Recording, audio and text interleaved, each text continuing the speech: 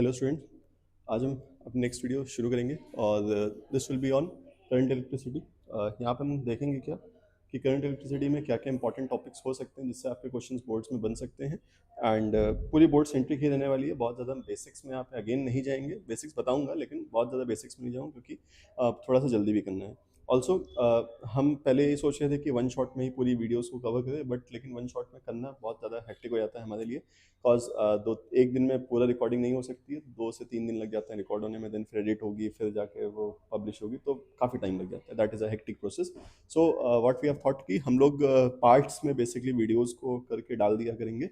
जैसे आपके आईसीएससी की जो बुक्स हैं उनमें भी पार्ट ए बी सी हैं, तो उसी टाइप से पार्ट ए बी सी या 1 2 3 के हिसाब से हम लोग डालेंगे, या 1 से 2 लेक्चर्स में आपकी कोई भी जो चैप्टर है वो खत्म हो जाएगा अलॉन्ग विद न्यूमेरिकल्स। ठीक है, तो इस चीज़ से ही हम लोग अपने इस लेक्चर की शुरुआत करते हैं।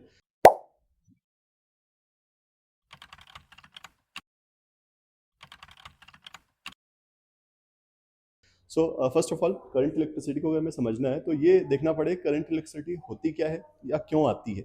तो इलेक्ट्रिसिटी किसी भी जगह पे क्यों आएगी, इस चीज़ को समझने के लिए, या ऐसा कहूँ मैं कि इलेक्ट्रिसिटी को समझने के लिए हमें समझना पड़ेगा कि चार्ज क्या होता है।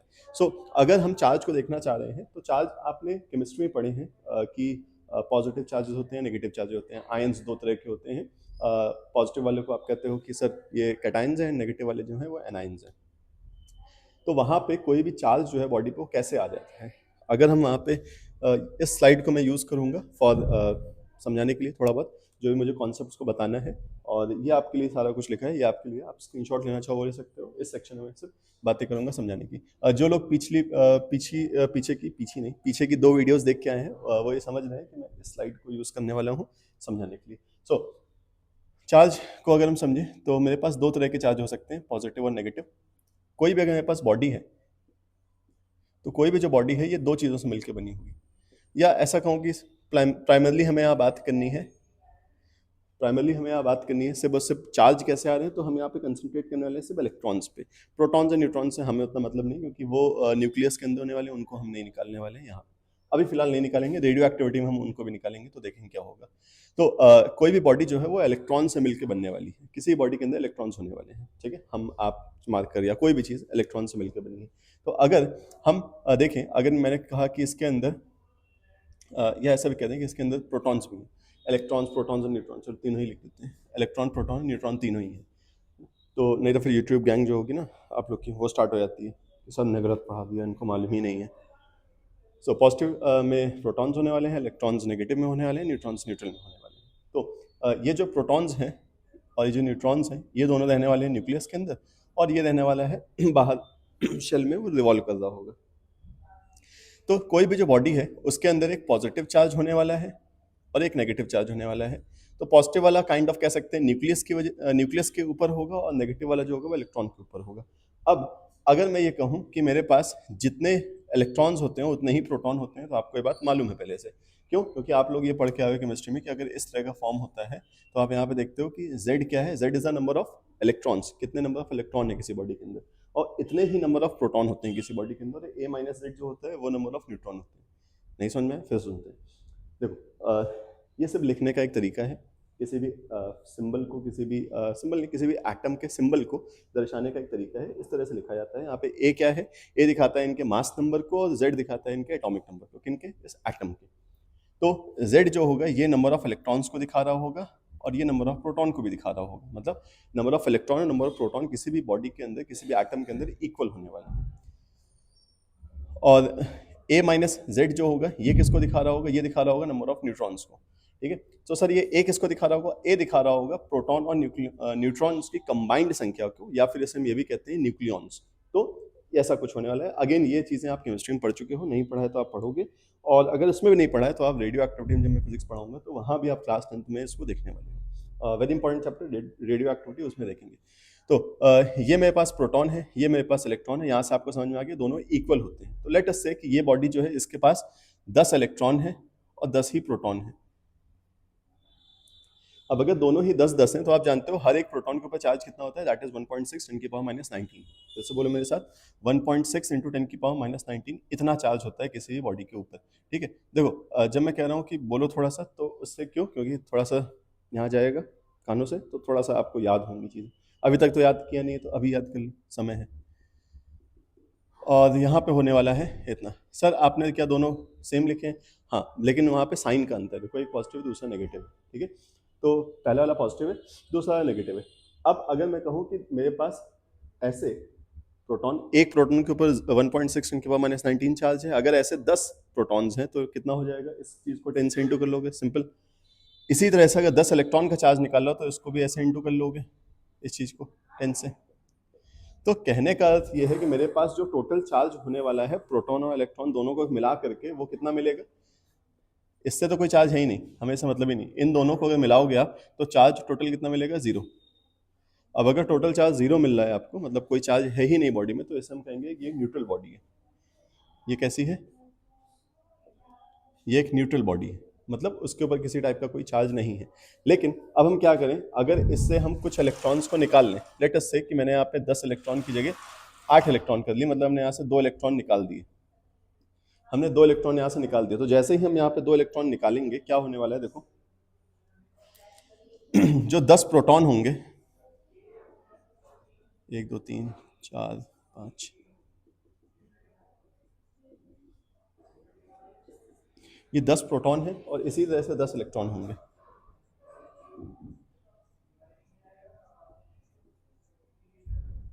एक दो तीन चार पाँच छः सात आठ नौ 10, 10 हो गए, ठीक है। 10 10 की सेना आमने सामने खड़ी है, एक ने एक को मार दिया। जब एक एक को मार देगा, सामने सामने सामने सामने मार देंगे, तो न्यूट्रल हो जाएगी, खत्म हो जाएगा, कोई चार्ज नहीं आएगा। लेकिन अगर ऐसा कर दिया हमने, 2 इलेक्ट्रॉन्स अगर हमने हटा दिए यहाँ से, तो जैसे ही 2 इलेक्ट्रॉन यहाँ से जाएंगे, हटेंगे, तो हम वहाँ पे क्या देखेंगे कि ये खत्म होते जाएंगे सामने सामने, ऐसे खत्म हो जाएंगे। बचेंगे कितने? सिर्फ 2 ही प्रोटॉन बचने वाले हैं। तो टोटल चार्ज जो बॉडी के ऊपर होगा वो इन सब की वजह से तो आने नहीं वाला, सिर्फ बचे कौन है? यही 2 बेचारे बच गए, तो इनकी वजह से ही चार्ज आएगा। तो all the charge which a body can have, when 2 electron उससे निकल जाएंगे, तो सारा का सारा चार्ज जो होगा वो इन 2 प्रोटॉन्स की वजह से, या ऐसे कहें कि इन 2 पॉजिटिव चार्जेस की वजह से आने वाला है। तो इसके बाद चार्ज आपको कितना दिखेगा? इस बॉडी के ऊपर इस समय चार्ज दिख रहा होगा 2 × 1.6 × 10⁻⁹ कूलम, इतना चार्ज दिखने वाला होगा। बात समझ में आ गई? क्यों? रीज़न मैंने बता दिया। इसी तरह से अगर आपसे कह दिया जाए कि अच्छा 2 प्रोटॉन आपने डाल दिए कहीं से, मान लो ऐसा ही कुछ सिस्टम था, इसमें हमने कहीं से 2 इलेक्ट्रॉन और डाल दिए बाहर से, तो अब क्या होगा? अब अगेन ये सारे कैंसिल हो जाएंगे, लेकिन ये 2 इलेक्ट्रॉन एक्सेस में बच जाएंगे। तो अगर ये 2 इलेक्ट्रॉन एक्सेस में बचे हुए हैं, तो क्या होगा यहाँ पे? चार्ज कैसा होगा? इन 2 इलेक्ट्रॉन की वजह से आ जाएगा, मतलब टोटल चार्ज इन 2 इलेक्ट्रॉन की वजह से आ रहा है। मतलब यहाँ पे अब टोटल चार्ज कितना हो जाएगा? 2 × एंड इलेक्ट्रॉन का चार्ज विच इज़ 1.6 × 10⁻⁹।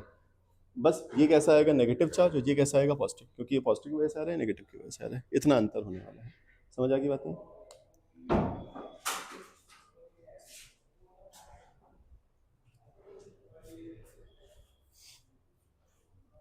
तो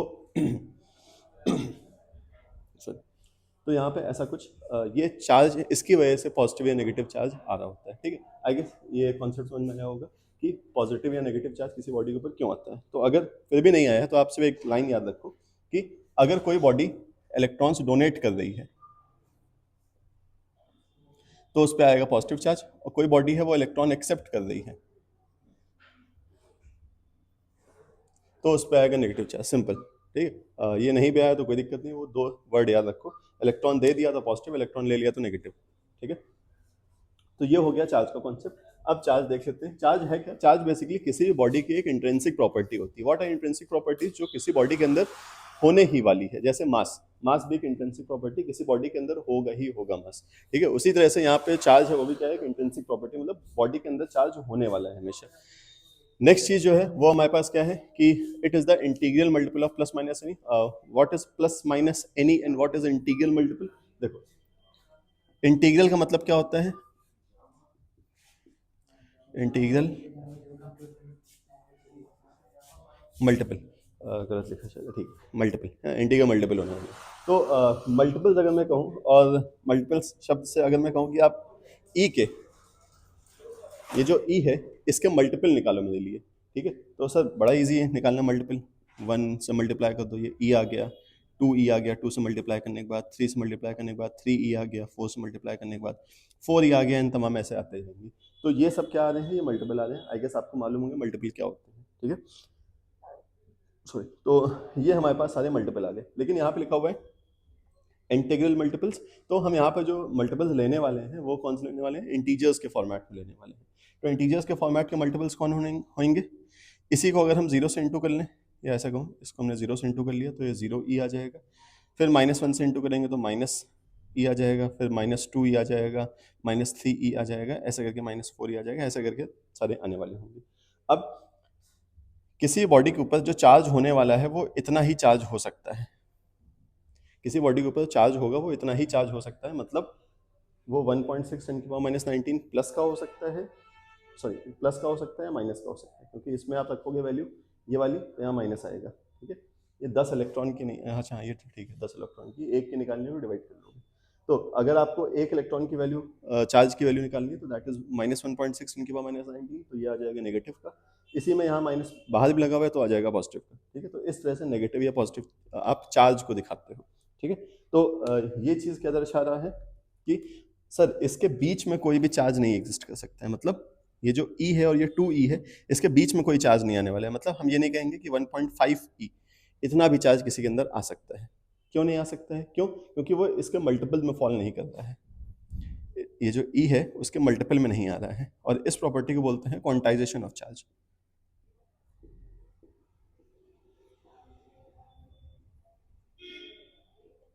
ठीक, कि चार्ज हमेशा क्वांटाइज रहने वाला है, वो हमेशा डिस्क्रीट फॉर्म में एग्जिस्ट करेगा, एक बॉडी से दूसरी बॉडी में जब भी जाएगा तो वो हमेशा इस तरह से जाने वाला है।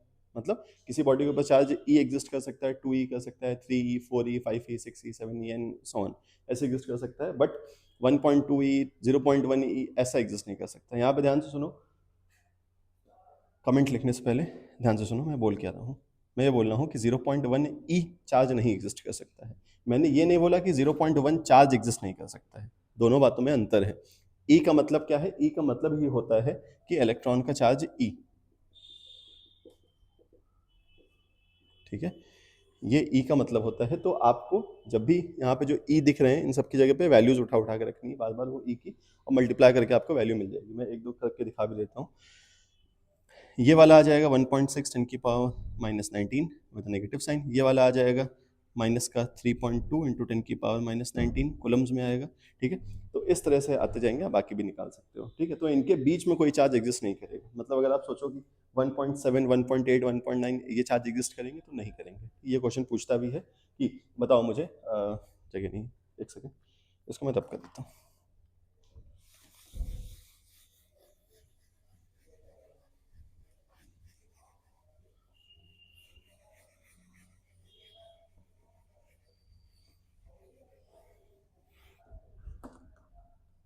तो मैं पूछ रहा हूँ कि अगर मेरे पास लेट्स से 6.025 × 10 की पावर -19 कूलम, क्या इतना चार्ज किसी बॉडी पे हो सकता है कि नहीं, ठीक है। 2 मिनट सोचो, पॉज करो वीडियो को और आंसर करने की कोशिश करो कि क्या इतना चार्ज हो सकता है किसी बॉडी पे कि नहीं। इफ हो सकता है तो कितने इलेक्ट्रॉन इसके लिए नेसेसरी होंगे, अगर इतना चार्ज हो सकता है तो इसके लिए कितने इलेक्ट्रॉन्स नेसेसरी होने वाले हैं, ठीक है।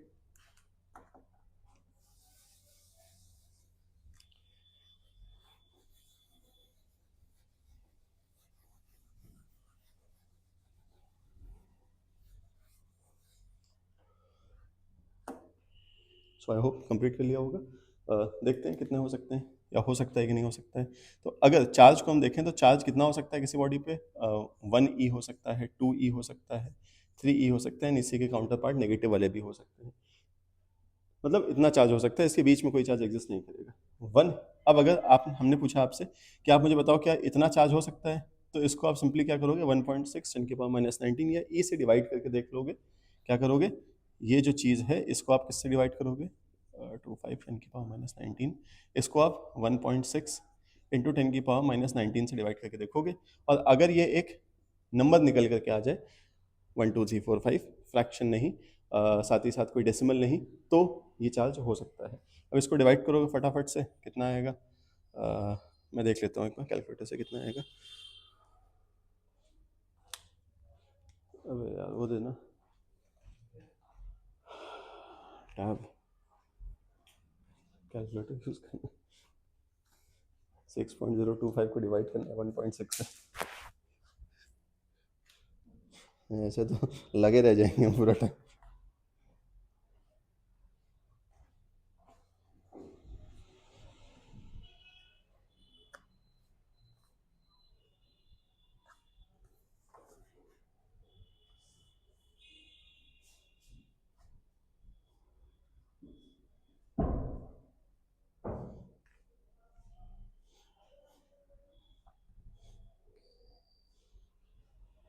तो 6.025 को डिवाइड करें अगर हम 1.6 से, तो विल बी गेटिंग 3.765, हमारे पास आने वाला है 3.765, जो कि ऑब्वियसली एक फ्रैक्शन है या डेसिमल है, फ्रैक्शन डेसिमल आई गेस समझ रहे होगे क्या है, ठीक है। फिलहाल ये डेसिमल है तो इस वजह से एग्जिस्ट नहीं करने वाला है, ठीक है। पता है मुझे कभी कभी लगता है ना कि ऐसे यूट्यूब पे पढ़ाने में बड़ी दिक्कत क्या होती है कि कई बार आपके मुंह से कुछ भी गलत निकल गया तो वो बड़ी समस्या हो जाती है ना, डिफेम करने में ज़्यादा टाइम लगता है बहुत सारे लोगों को, बहुत सारे अच्छे लोग भी होते हैं, बहुत सारे ऐसे बैठे होते हैं जिनको सिर्फ डिफेम ही करना है, तो उनके लिए हम लोग को थोड़ा समस्या हो जाती है कई बार, ठीक है। बाकी तो ठीक है, आप बातों को भावनाओं को समझ रहे हो क्या मैं बताना क्या चाह रहा हूँ यहाँ पे। फिलहाल तो 3.756 एक डिसमल है, जिसकी वजह से ये नंबर नहीं है हमारे पास। नंबर कैसा सर 1 2 3 4 5 जो कि नेचुरल नंबर हैं या होल नंबर है, मुझे मालूम है क्या नंबर होते हैं, मैं इसीलिए बता रहा हूँ, ठीक है, मुझे आता है, जो हेटर्स हैं वो देख लें। तो फिलहाल 3.765 का मतलब क्या है कि ये बेसिकली यहाँ पर डेसिमल है, और डेसिमल की वजह से ये फ्रैक्शन सॉरी ये एक होल नंबर या फिर एक नेचुरल नंबर नहीं है, इस वजह से ये चार्ज एग्जिस्ट नहीं कर सकता है। आसान भाषा में क्या करना है, सर ये ऐसा चार्ज आपको दिखेगा, पूछा जाए क्या ये एग्जिस्ट कर सकता है कि नहीं, एंड ये ध्यान रखना एमसीक्यू में आएगा इस बार। और इसको आपने डिवाइड किया किससे, 1.6 10 की पावर -19 से। जैसे ही डिवाइड करोगे आपको कुछ क्वांटिटी मिलेगी, कुछ नंबर मिलेगा। अगर ये नंबर डेसिमल होता है तो नहीं आएगा, अगर ये नंबर होल नंबर या फ्रैक्शंस के फॉर्म में सॉरी होल नंबर या फिर इंटीजर्स के फॉर्म में आता है तो फिर ये हो सकता है, ठीक है। चलो, तो आई गेस ये बात समझ में आ गई होंगी कि यहाँ पे क्या होने वाला है। चलो एक क्वेश्चन और लेते हैं कि एक बॉडी है, उसके ऊपर 1.6 इंटू 10 की पावर -19 कूलम का चार्ज है, कूलम का चार्ज है। तो यहाँ पे कितने इलेक्ट्रॉन्स का लेन देन हुआ होगा। एक बॉडी है जिसके ऊपर चार्ज है, या ऐसा न लें, इससे पहले क्वेश्चन दूसरा ले लेते हैं पहले। एक बॉडी है उसके ऊपर 1 कूलम का चार्ज है, तो इसके लिए पॉजिटिव 1 कूलम का चार्ज है, तो इसके लिए कितने इलेक्ट्रॉन्स गए होंगे या आए होंगे। अब गए होंगे आपको मैंने क्यों बोला, क्योंकि पॉजिटिव चार्ज कब आता है, डोनेट करने से। तो कितने इलेक्ट्रॉन इस बॉडी ने दिए होंगे जिससे इस बॉडी के ऊपर 1 कूलम का चार्ज आ जाए। 2 सेकंड के लिए, जितना भी समय लगे, 2 सेकंड मतलब 2 मिनट के लिए आप वीडियो पॉज करो, आंसर करो, ठीक है, और ऑनेस्टली आंसर करो। नहीं आ रहा है तो दैट इज ठीक है, कोई दिक्कत नहीं है। नहीं आ रहा है तभी यहाँ पे, आ रहा होता तो फिर वीडियो नहीं देख रहे होते, ठीक है। तो आई गेस देख लिया होगा आपने कि सॉल्व कर लिया होगा। अब देखते हैं कि क्या होने वाला है। तो चार्ज कितना है सर, चार्ज है 1 कूलम का। अब क्या, देखो मैं फॉर्मूले को देख ही नहीं रहा हूँ कि फॉर्मूला क्या लिखा है, सिर्फ मैं अभी अब इसको समझाने की कोशिश कर रहा हूँ, इसी से हम फॉर्मूले को तक पहुँचेंगे। तो अगर इस वाले तरीके से हम जरा फॉर्म अगर निकालने की कॉन्सेप्ट कोशिश करें कि किसी बॉडी में भी चार्ज निकालने का तरीका क्या देखा हमने। चार्ज निकालने का तरीका, ये जो नंबर जितना भी इसने इलेक्ट्रॉन दिए या लिए, इस नंबर को आप मल्टीप्लाई कर दो इस कांस्टेंट के साथ, और इस कांस्टेंट को हम ई कह रहे थे, मैंने यहाँ लिखा था थोड़ी देर पहले। तो इसका मतलब अगर हम इसको एन कंसिडर कर लें और इसको हम ई कंसिडर कर लें, दोनों को मल्टीप्लाई कर दें, तो हमें क्यू मिल जाएगा, किसी बॉडी के ऊपर चार्ज मिल जाएगा। आगे समझ में आई होगी बात ये। तो यहाँ से वही हम बात करें कि अगर मेरे पास चार्ज 1 कूलम है किसी बॉडी के ऊपर, ये कोई बॉडी है, इस बॉडी के ऊपर 1 कूलम का पॉजिटिव चार्ज है, ऐसे पॉजिटिव चार्ज आ गया इसके ऊपर। तो इस बॉडी के ऊपर 1 कूलम का पॉजिटिव चार्ज है, तो 1 कूलम का पॉजिटिव चार्ज आने के लिए इसने कितने इलेक्ट्रॉन अपने से निकाल के दे दिए होंगे, इसने ऐसे कितने इलेक्ट्रॉन दिए होंगे, ये हमें फाइंड करना है। तो देखते हैं। तो Q की वैल्यू कितनी है, 1 कूलम।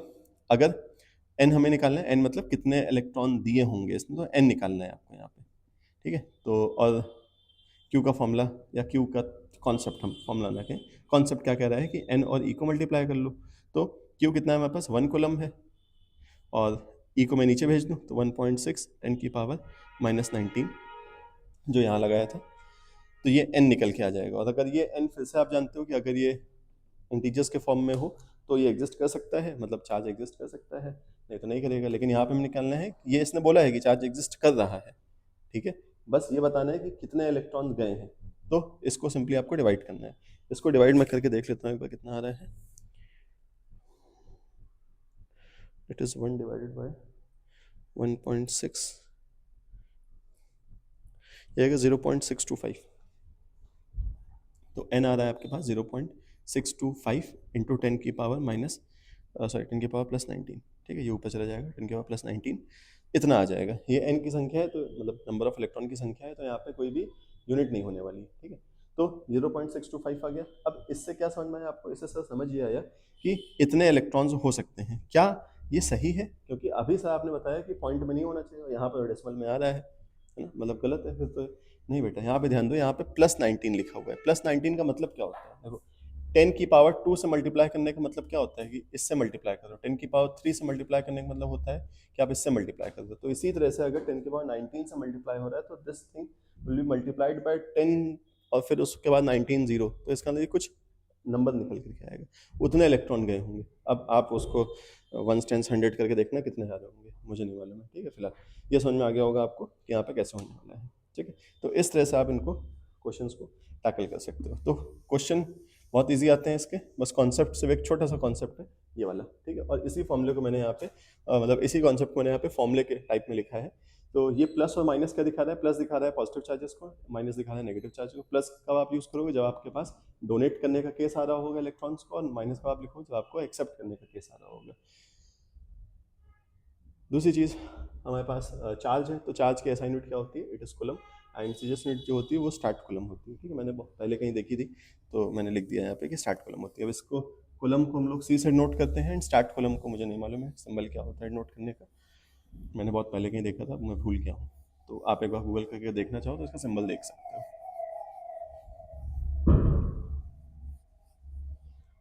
अब आगे बढ़ते हैं नेक्स्ट टॉपिक पे। देखो, मैंने चार्ज पे इसीलिए इतना समय दिया क्योंकि अगर एक बार चार्ज और करंट आपको क्लियर हो जाएंगे तो आपके लिए चैप्टर बहुत इजी होने वाला है। तो इसी वजह से चार्ज पे थोड़ा सा हमने ज़्यादा समय ले लिया।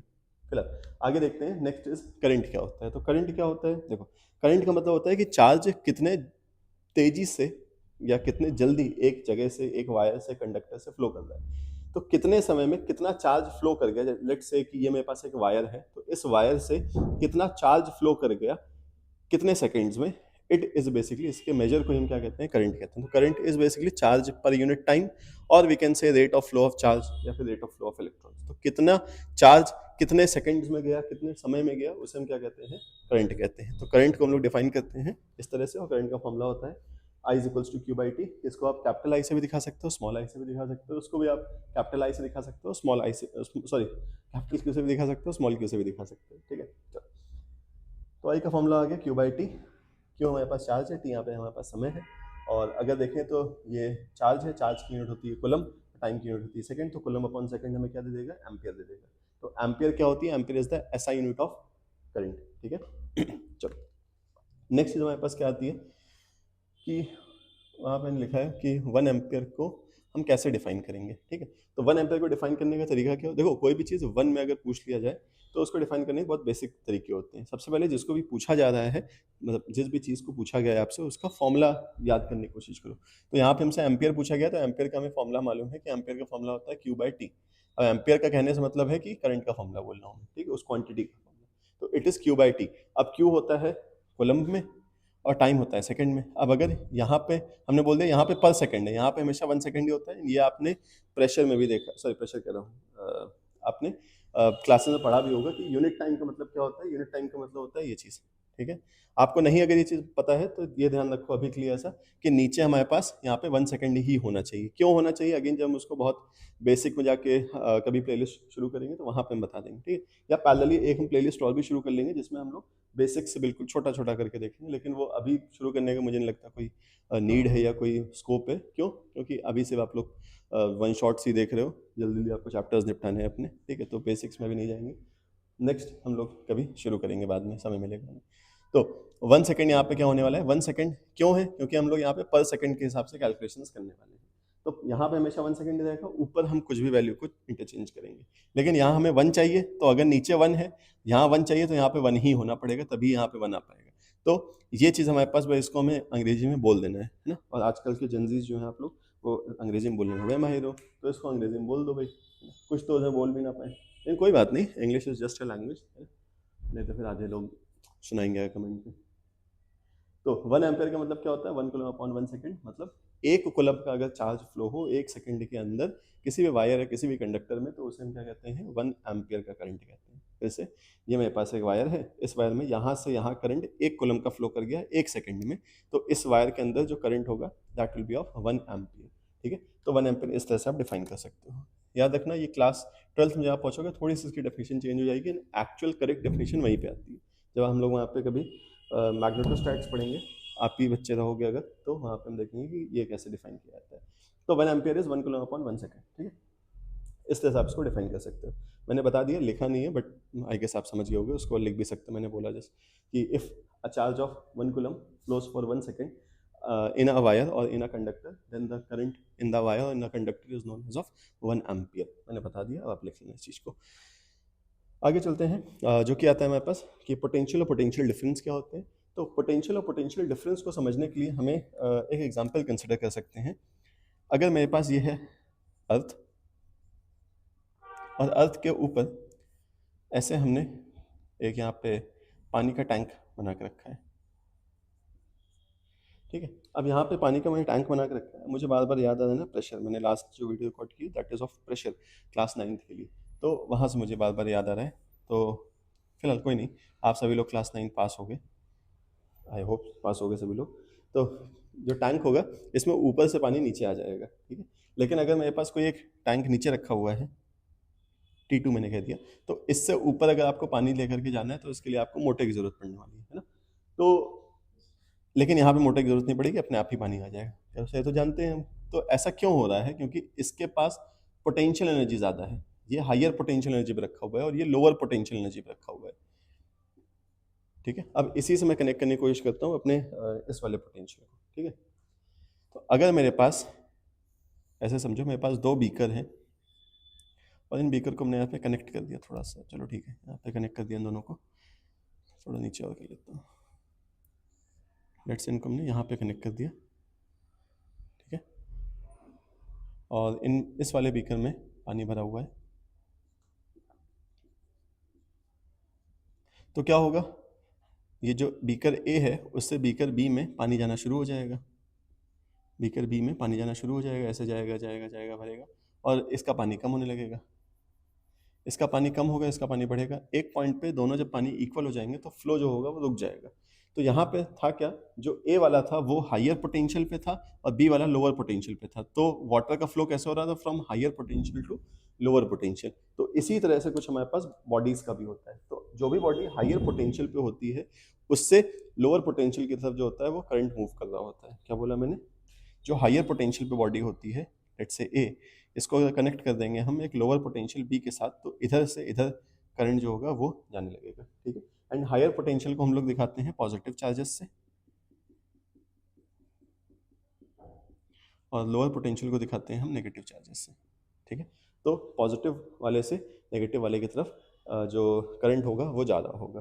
ठीक है, ये है हायर पोटेंशियल, ये है लोअर पोटेंशियल। ठीक है, अब ऐसा भी क्यों है कि क्यों इसको हायर पोटेंशियल कह रहे हैं, क्यों इसको लोअर पोटेंशियल कह रहे हैं। ठीक है, कैसे क्या चीज़ें हो रही हैं, अगर पूछा जाए कि इलेक्ट्रॉन्स का फ्लो कैसा है, तो इलेक्ट्रॉन का फ्लो ऐसे हो रहा होगा। क्यों, क्योंकि नेगेटिव वाले के पास इलेक्ट्रॉन ज़्यादा है और इसके पास इलेक्ट्रॉन कम है, तो जहाँ ज़्यादा होंगे इलेक्ट्रॉन, वहाँ से कम वाले की तरफ मूव करेगा। ठीक है, फिलहाल इस चीज़ को अगेन बेसिक्स में हम अभी नहीं जाएंगे बहुत ज़्यादा, क्योंकि बहुत लेंदी हो जाएगा फिर, और हम अपने जो गोल है उससे फिसल जाएंगे। और ये बहुत ज़्यादा आपसे ऐसा नहीं पूछेगा कि बताओ हाई पोटेंशियल क्यों है, लो पोटेंशियल क्यों है। ठीक है, ना ही इसमें चार्ज से बहुत कुछ आने वाला है आपसे, आपसे बहुत क्लियर हूँ मैं, इससे बहुत ज़्यादा कुछ क्वेश्चन नहीं आएगा। लेकिन ये आपके बेस के लिए बहुत ज़्यादा इंपॉर्टेंट है, क्योंकि हम हर चीज़ ऐसे नहीं कर सकते ना कि फास्ट फास्ट फास्ट फास्ट कर लें। हमें एज अ टीचर मुझे ये भी ध्यान रखना है कि आप आगे बहुत ज़्यादा वीडियो में फंसो ना, मतलब आगे मैं कोई कॉन्सेप्ट यूज़ करूँ फिर मैं कहूँ कि अरे तुम आपको आना चाहिए था, इस वजह से मैं थोड़ा सा बिल्डअप करके चल रहा हूँ। ठीक है, तो पोटेंशियल क्या होता है, पोटेंशियल को डिफाइन करने का हमारे पास तरीका क्या है, यहाँ पे it is a basically work done which, जब हम एक यूनिट चार्ज को एक इन्फिनिटी पॉइंट से किसी बहुत दूर की पे कोई रखा हुआ था चार्ज एक इन्फाइनाइट पे, वहाँ से उस चार्ज को हम किसी पॉइंट ए तक लेकर के आए हैं, फिजिकली नहीं लेके आए हैं ऐसे। लेट अस कंसीडर कि ये मेरे पास एक चार्ज है और ये चार्ज कहीं इन्फिनिटी यहाँ कहीं रखा हुआ है, this let this point B infinity, और यहाँ से इसको हम ऐसे चला करके किसी एक पॉइंट ए तक लेकर के आए। तो इसमें जो भी मुझे वर्क डन करना पड़ा, this is known as basically potential. तो वो इस पॉइंट के पोटेंशियल में स्टोर हो जाएगा, या ऐसा कहें इस जगह का पोटेंशियल बन जाएगा। ठीक है, क्या बोला फिर से सुनते हैं। एक चार्ज था जो कि इन्फाइनाइट पे कहीं पे था, वहाँ से उस चार्ज को हम किसी पॉइंट ए तक लेकर के आए, तो इसमें जो भी वर्क डन होगा that is known as potential of that point या पोटेंशियल ऑफ दैट रीजन। तो वो यहाँ पे लिखा हुआ है। दूसरी चीज़ आती है कि पोटेंशियल डिफरेंस क्या होता है। पोटेंशियल डिफरेंस का मतलब क्या है कि अगर मेरे पास दो पॉइंट है, let's say this is a point A, this is a point B, point A से चार्ज चला और पॉइंट बी तक आ गया, तो इसमें जो भी वर्क डन होगा या जो भी काम होगा उसे हम कहेंगे कि इस बॉडी का ये पोटेंशियल डिफरेंस है। तो पोटेंशियल डिफरेंस आता है दो पॉइंट्स के बीच में चलाने में चार्ज को, पोटेंशियल आता है किसी एक इनफाइनाइट से एक चार्ज को लेकर के आ रहे हैं। ठीक है, तो इस तरह से आप पोटेंशियल और पोटेंशियल डिफरेंस को भी बता सकते हो। अगेन बताने को उसमें बहुत सारी चीज़ें हैं, जब मैं बेसिक्स में जाता हूँ तो सिर्फ इतना मैं ख़त्म करने में अपनी, जब भी हम लोग क्लास रेगुलर जो लेते हैं इंस्टीट्यूट में, उसमें सिर्फ इतना मैं ख़त्म करने में 1 से 2 क्लासेस लगाता हूँ। तो it is a very lengthy portion, but हमें बहुत जल्दी करना है, इस वजह से अगेन मैं ये चीज़ बता रहा हूँ। अगर आपको चाहिए कि नहीं सर आप बिल्कुल बेसिक से मुझे हर एक एक पॉइंट बिल्कुल डेप्थ में जाकर समझाना है या समझाइए, तो फिर आप बता सकते हो, कमेंट बताना, मैं इसको बहुत डिटेल में ही बता सकता हूँ। एक एक वीडियो में मुझे 15 से 20 मिनट से मुझे 4 समझाने में लग जाएगा। ठीक है, फिर 15 से 20 मिनट इसमें तो काफ़ी जल्दी हो जाएगी वीडियो फिर। फिलहाल तो पोटेंशियल जो होता है, पोटेंशियल को कैसे आप डिफाइन कर लो मैंने बता दिया। पोटेंशियल को लिखने का या फिर फॉर्मूला जो होता है इसका, ये होता है work done upon charge, and potential difference का भी फॉर्मूला होता है वर्क डन अपॉन चार्ज। इसको आप ऐसे भी लिख सकते हो, ये जो मैंने लिखा हुआ है V A minus V B is equal to W A B by q naught, लेकिन आप इसको भी यूज़ कर सकते हो, इस वाले फॉर्मूले को भी। आपका आंसर दोनों जगहों पे ही सेम आने वाला है। क्यों ऐसा मैंने लिखा हुआ है, ये वाला ये भी देख लो। देखो, किसी ए पॉइंट पे आपका कुछ पोटेंशियल है और किसी बी पॉइंट पे है, मतलब ए पॉइंट से आप चार्ज को चलाते हुए बी पॉइंट तक ले गए, तो दोनों पॉइंट के बीच में जो पोटेंशियल डिफरेंस है वो दिखा रहा है V A minus V B को, और डब्ल्यू ए बी दिखा रहा है उसके काइंड ऑफ वर्क डन को, कि यहाँ पे वर्क डन कितना हुआ है। W A B is work done between these points. And q naught क्या है, q naught is unit charge. अब ये यूनिट चार्ज का मतलब क्या होता है, देखो अब मैं बता ही देता हूँ। ये यूनिट पॉजिटिव चार्ज का मतलब क्या होता है। यूनिट पॉजिटिव चार्ज का मतलब होता है कि एक बहुत छोटा सा पॉइंट चार्ज, बिल्कुल ठीक है। यूनिट पॉजिटिव टेस्ट चार्ज या फिर यूनिट पॉजिटिव पॉइंट चार्ज का मतलब होता है बहुत छोटा सा कोई एक टेस्ट चार्ज लिया गया है, बहुत छोटा अमाउंट का, बहुत छोटे मैग्नीट्यूड का। मतलब अगर मेरे पास, देखो ऐसा किया क्यों जाता है, क्योंकि हमें यहाँ पे स्टडी क्या करना होता है, मतलब ये चीज़ आती है इलेक्ट्रोस्टैट्स में। जैसे मेरे पास कोई एक चार्ज क्यू है, कैपिटल क्यू, ठीक है, इसके फील्ड को या इसके पोटेंशियल को स्टडी करना है। अब ये थोड़ा सा जिसके सर के ऊपर से आ रहा हो प्लीज़ इस वाले सेक्शन को स्किप कर लेना, इसको थोड़ा सा इंटरेस्ट हो वो रुक सकता है। तो अगर आपको इस चार्ज के पोटेंशियल को स्टडी करना है, इसके विसिनिटी में इसका पोटेंशियल कैसे चेंज हो रहा है, कि इससे दूर जाने पे क्या पोटेंशियल है, कैसे चेंज हो रहा है, ये सारी चीज़ें अगर आपको समझनी है, तो यहाँ पे आप एक पॉइंट चार्ज रखते हो, एक बहुत छोटा सा चार्ज रखते हो। इसको हम यहाँ पे फिजिक्स में सिम्बॉलिकली क्यू नॉट से दर्शाते हैं। ठीक है, अब यहाँ पे सोर्स चार्ज जो होगा ये बहुत बड़ा अमाउंट में हो सकता है, मान लो मेरे पास 10 कूलम का चार्ज है और ये होगा 0.1 माइक्रो कूलम का, कुछ ऐसा, मतलब बहुत छोटा चार्ज होने वाला है, मिनिस्कुल चार्ज है, जिसकी वजह से, इस चार्ज की वजह से इस पर कोई इफेक्ट ना पड़े। ठीक है, ऐसा ना हो पता चले हम इसके चार्ज की इफेक्ट को यहाँ मेजर करना चाहे तो पता चले कि यही उसको इफेक्ट कर दे रहा है, ऐसा ना हो, इस वजह से हम उसको बहुत छोटा रखते हैं। इसी वजह से यहाँ पे टेस्ट चार्ज या यूनिट पॉजिटिव पॉइंट चार्जेस लिखा होता है। ठीक है, एसआई यूनिट की बात करें तो एसआई यूनिट जो दोनों ही होते हैं, इनकी सेम होती है, दैट इज वोल्ट, और इसको डिफाइन कर सकते हो आप जूल बाय सेकंड से। क्यों, क्योंकि ये होता है जूल, ये होता है सेकंड, तो जूल बाय सेकंड आ जाएगा। नेक्स्ट आता है कि रेजिस्टेंस क्या होता है। रेजिस्टेंस का मतलब क्या होता है, देखो जब भी मैं यहाँ पे काम करता हूँ रेजिस्टेंस को थोड़ा सा डिटेल में समझने के लिए, यहाँ पर एक इमेज लगा दे रहा हूँ इस जगह पे, इमेज या जिफ मुझे जो भी मिलेगा यहाँ पे लगा दे रहा हूँ। अब इस इमेज में आप देख रहे हो, या जिफ में आप देख रहे हो कि यहाँ पे इलेक्ट्रॉन्स है और यहाँ पे हमारे पास आयन्स है। ठीक है, देखो कोई भी मेरे पास एक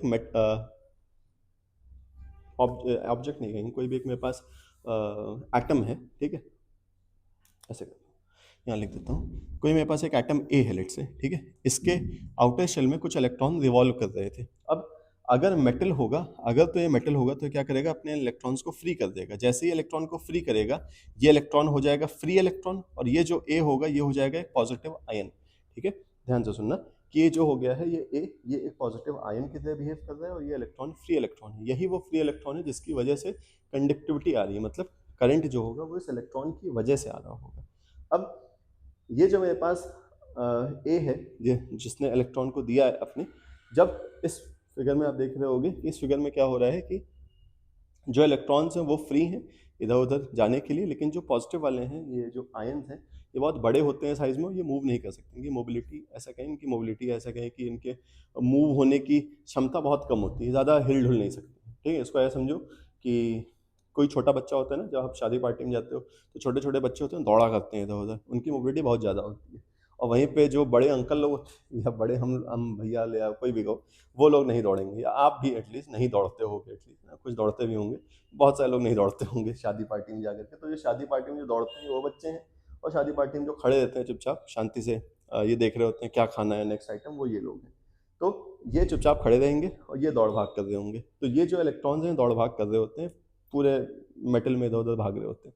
जैसे ही इस मेटल को हमने किसी पोटेंशियल के थ्रू रख दिया, मतलब किसी पोटेंशियल में रख दिया, किसी बैटरी से कनेक्ट कर दिया, पोटेंशियल मतलब किसी बैटरी से कनेक्ट कर दिया, तो ये इलेक्ट्रॉन जो होंगे ये एक तरफ भागना शुरू करेंगे। क्यों? क्योंकि बैटरी क्या कह रही है उनको कि एक तरफ पॉजिटिव है, देखो बैटरी के एक तरफ पॉजिटिव बना हुआ है, दूसरी तरफ नेगेटिव बना हुआ है, तो सारे इलेक्ट्रॉन जो होंगे पॉजिटिव के साइड जाना चाहेंगे, क्योंकि इलेक्ट्रॉन नेगेटिव होता है, पॉजिटिव, तो वो अपोजिट वाले एक दूसरे को अट्रैक्ट कर रहे होंगे। तो यहाँ पे जो इलेक्ट्रॉन होंगे वो अट्रैक्ट हो रहे होंगे किसके थ्रू?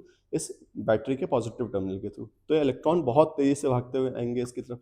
जब इलेक्ट्रॉन की भागा दौड़ी चल रही होगी, क्योंकि अब सारे इलेक्ट्रॉन एक ही तरफ भागना चाह रहे हैं, और इसी समय पे जो ये जो पॉजिटिव वाले एटम्स हैं, ये दूसरी तरफ जाना चाह रहे हैं, क्योंकि दूसरी तरफ नेगेटिव होंगे, लेकिन ये बहुत स्लो मूव करते हैं, तो इस वजह से ये जो इलेक्ट्रॉन्स हैं जो पॉजिटिव वाले हैं, इनका कोलिजन हो रहा होगा बीच में। जैसे ये कोलाइड कर रहे होंगे, जो ये इलेक्ट्रॉन है ये उनके लिए एक बाधा की तरह एक्ट कर रहे हैं, अड़चन की तरह, ऑब्स्ट्रक्शन की तरह एक्ट कर रहे हैं, और इसी ऑब्स्ट्रक्शन को हम बोलते हैं रेजिस्टेंस।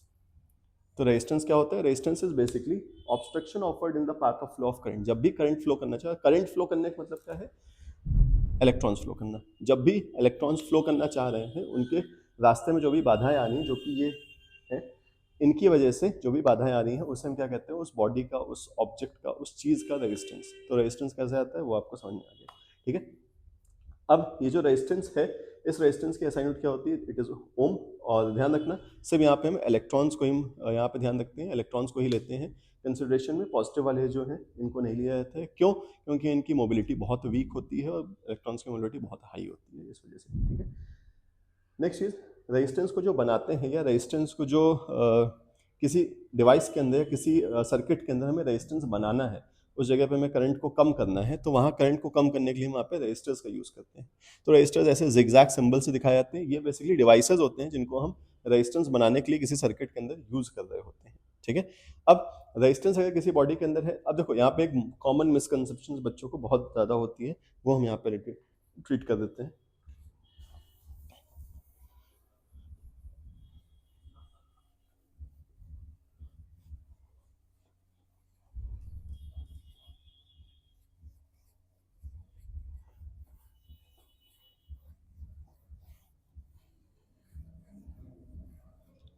अब कॉमन मिसकंसेप्शन क्या है? कॉमन मिसकंसेप्शन ये है कि सर ये जो रेजिस्टेंस है, अगर किसी जगह पे हमने ये रजिस्टर लगा दिया, रेजिस्टेंस को बनाने वाला रजिस्टर जो है, इसको हमने किसी सर्किट में लगा दिया, तो वहाँ करंट कम हो जाएगा, बिल्कुल कम हो जाएगा।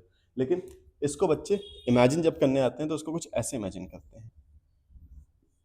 ये बिल्कुल मैंने एक बहुत बेसिक सा सर्किट बनाया है। पहली बात तो एक काम करता हूँ मैं कि रेजिस्टेंस का यूज़ समझा देते हैं कि ये रजिस्टर यूज़ ही क्यों करते हैं। करंट कम करने की ज़रूरत, हमें तो हर जगह अच्छा करंट चाहिए, ज़्यादा करंट चाहिए, तो करंट कम क्यों कर रहे हैं हम? तो कम इसलिए बेटा कर रहे हैं क्योंकि देखो, जैसे मेरे पास अगर कोई एक, लेट्स से यहाँ पे कोई एलईडी लगा हुआ है, ठीक है, एक एलईडी बल्ब लगा है। अब इस एलईडी बल्ब को अगर डायरेक्टली हमने कनेक्ट कर दिया इस सर्किट से, तो ये फूक जाएगा। ठीक है, मैं कोशिश करूँगा यहाँ पे कोई एनिमेशन डाल दूँ।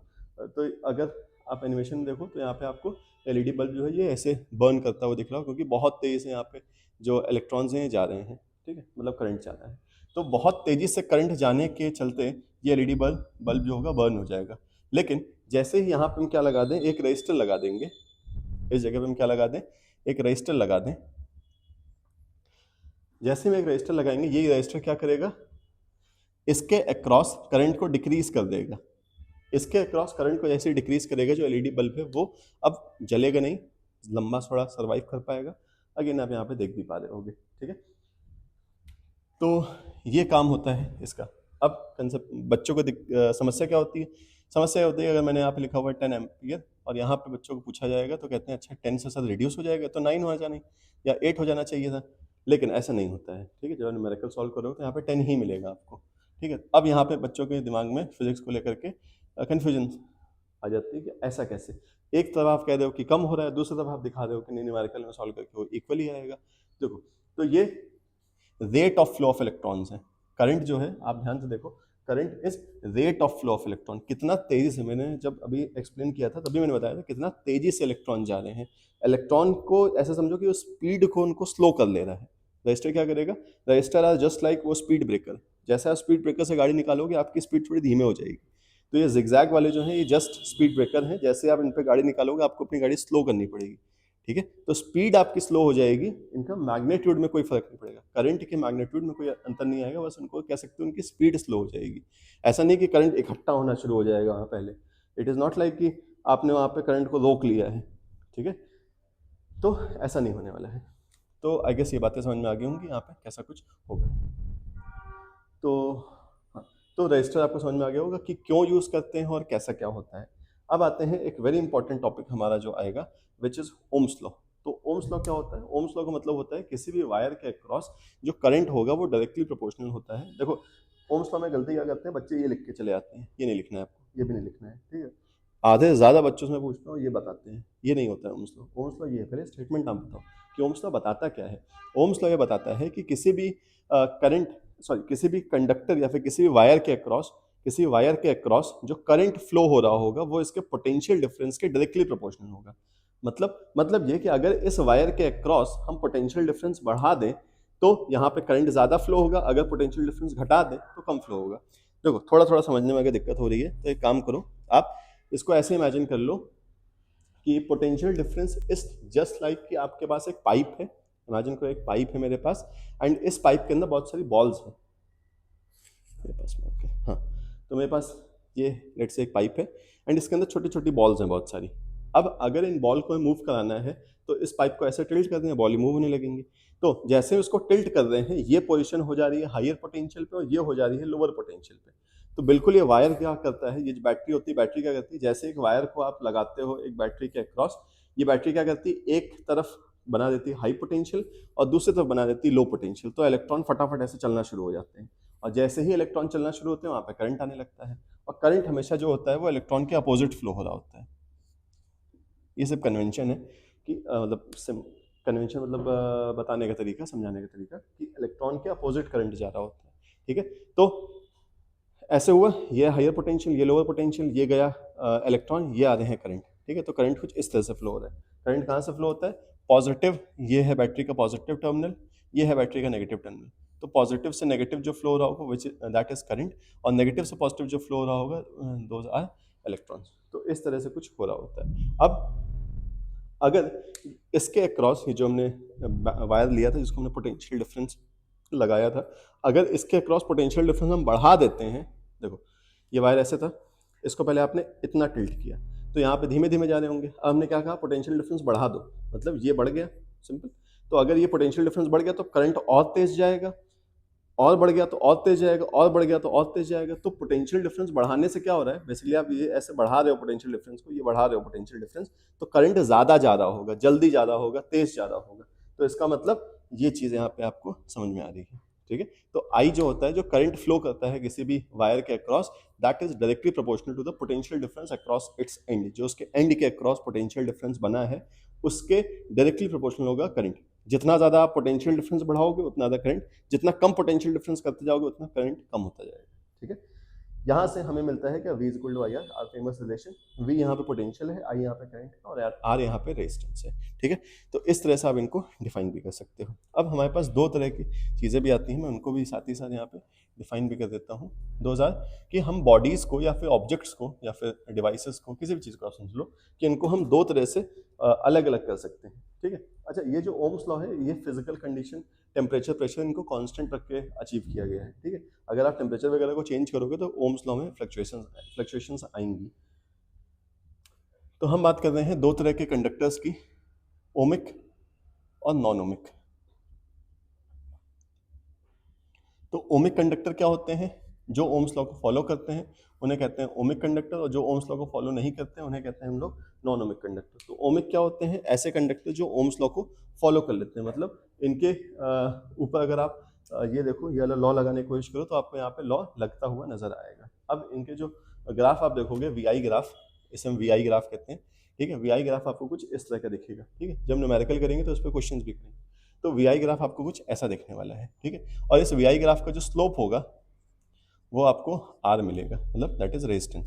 ये आर ये वाला है, मैं यहाँ लिख देता हूँ, ये आर रेजिस्टेंस है, ठीक है। एक सेकंड में कंफर्म भी कर लूँ। हाँ ठीक है। तो यहाँ पे आपको स्लोप जो होगा वो रेजिस्टेंस मिलने वाला है, ठीक है। लेकिन अगर इसको हमने, इस वी आई ग्राफ को ऐसे बना दिया, ये बना देता हूँ, इस वी आई ग्राफ को हमने ऐसा बना दिया, वी आई ऐसा बना हुआ है, तो यहाँ पे अब की बार जो स्लोप होगा उसका उल्टा मिलेगा रेजिस्टेंस आपको, मतलब 1 अपॉन में मिलने वाला है, बेसिकली उल्टा, मतलब इनवर्स रिलेशन मिलने वाला है। तो ऐसा कुछ होता है, ठीक है। दूसरी चीज़ कि अगर आप हमें नॉन ओमिक को देखते हो तो हमारा नॉन ओमिक जो होता है कंडक्टर्स वो कुछ इस तरह के आते हैं। मतलब नॉन ओमिक कंडक्टर्स में क्या होगा कि जो भी हमारे पास ऑब्जेक्ट्स हैं या फिर जो भी हमारे पास चीज़ें हैं वो ओम्स लॉ को फॉलो नहीं करती हैं, ओम्स लॉ को वेरीफाई नहीं करती हैं, ठीक है। यहाँ पे अगर आप करंट को चेंज करोगे या करंट को इंक्रीज करोगे तो वोल्टेज इंक्रीज होगा, लेकिन इसके रेशियो के हिसाब से नहीं। ये बहुत शार्पली इंक्रीज हो सकता है या बहुत शार्पली डिप भी कर सकता है, मतलब दोनों के बीच में एक डायरेक्ट रिलेशन नहीं आएगा। आप यहाँ पे देख भी पा रहे होगे, अगर ये आई वी ग्राफ देखो तो यहाँ पे देखो करंट जिस हिसाब से चेंज हो रहा है उस हिसाब से वोल्टेज यहाँ पे तक तो लीनियर चेंज है, यहाँ तक लीनियर चेंज है, इसके बाद ये एक्सपोनेंशियल, इसे हम लोग बोलते हैं एक्सपोनेंशियल चेंज। यहाँ पे देखो करंट इतना सा चेंज हुआ लेकिन वोल्टेज इतना चेंज हो गया, तो ये बहुत हाई इंक्रीज है अगर हल्का सा भी हम करंट को चेंज कर पाते हैं, ठीक है। ओमिक में कौन कौन आते हैं आपके? कॉपर, आपका आयरन, ठीक है, ये सारे आ जाते हैं। गोल्ड, गोल्ड हो गया, सिल्वर हो गया, ये सारे आपके ओमिक में आ जाते हैं। नॉन ओमिक में आपके आ जाते हैं डायोड्स, ट्रांजिस्टर्स, ठीक है, transistor, S T O R, ठीक है, ट्रांजिस्टर, ये सारे जो होते हैं ये नॉन ओमिक होते हैं, ठीक है। तो यहाँ पे आई होप आपका समाप्त होता है ये वाला चैप्टर, ठीक है। एक दो चीज़ें और भी हैं लेकिन उसको हम अगले वाले में रखेंगे, क्योंकि अगेन वीडियो बहुत ज़्यादा बड़ी हो जाती है तो समय लग जाता है थोड़ा। तो आई गेस इतनी चीज़ें समझ में आई होंगी आप लोग को। नहीं आई तो भी बताना, आ गई हैं तो भी बताना, ऑनेस्ट बताना कि कहाँ पे कुछ चीज़ें ज़्यादा मैंने एक्सटेंड कर दी हैं, ज़्यादा थोड़ी एग्जैजरेट कर दी, उसको मैं छोटा रख सकता था क्या, ठीक है। बट आई होप आपको चीज़ें समझ में आई होंगी। अगर कोई भी समस्या होती है तो बताना, एंड प्लीज़ लाइक करना, सब्सक्राइब करना चैनल को, और बताना अपने व्यूज़ कि आपको क्या लगता है इसके बारे में। और अगली वीडियो आपको जल्दी मिलेगी इसके आगे के टॉपिक्स की, तो स्टे ट्यून, बाय बाय।